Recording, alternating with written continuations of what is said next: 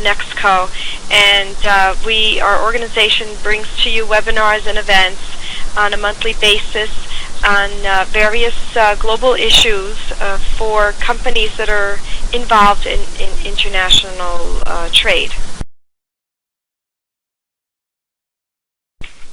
So what are the basic requirements? Well, the middleman can't be just an agent. That's not the role of a middleman. The middleman is a company that takes risk of loss, takes title to the goods, it serves as a buyer in the first sale, and then it's a seller as a subsequent sale of goods.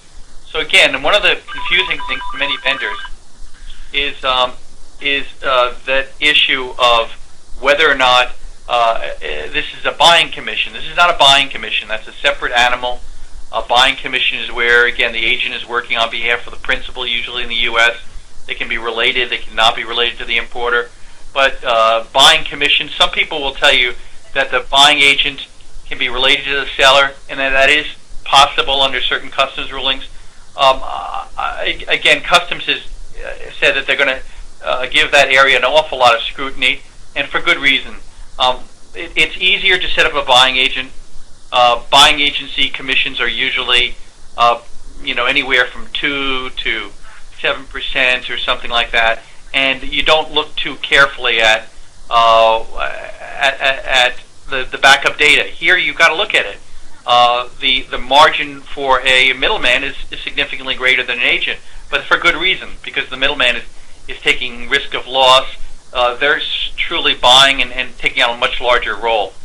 Another issue that comes up is really, are the goods destined for export to the U.S.? And this is something that Customs is very keen on looking at, because sometimes goods are manufactured for a global marketplace. Let's say a car is being manufactured in Italy, and it really can be sold to markets anywhere in the world. Is that a product based on just those facts that would be ideal for first sale? Probably not. We have worked with electronics companies and others successfully to convince Customs that they were intended for the U.S. market. But we've done that through a variety of things like warranties and so forth. Fungible goods sold to the global customer base is not really ideal. Many times our clients are in the footwear, apparel, retail industry, and those can be ideal industries because a purchase order for a certain quantity, style, and so forth is issued to a middleman by the U.S. importer, and then that same quantity, style, value is reflected in the lower value to the factory or seller.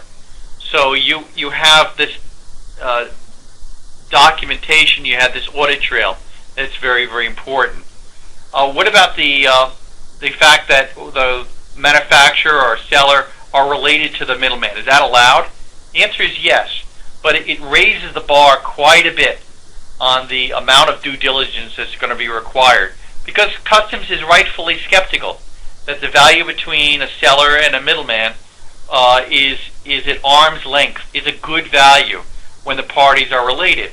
So, there are a lot of tests that we have to establish to make sure that we have the same degree of care in those transactions as we would if the middleman is not related to the seller or factory. Next slide, please. The documentation, again, some of the areas of documentation we absolutely have to have is the back-to-back purchase orders, the one issued by the U.S. to the middleman to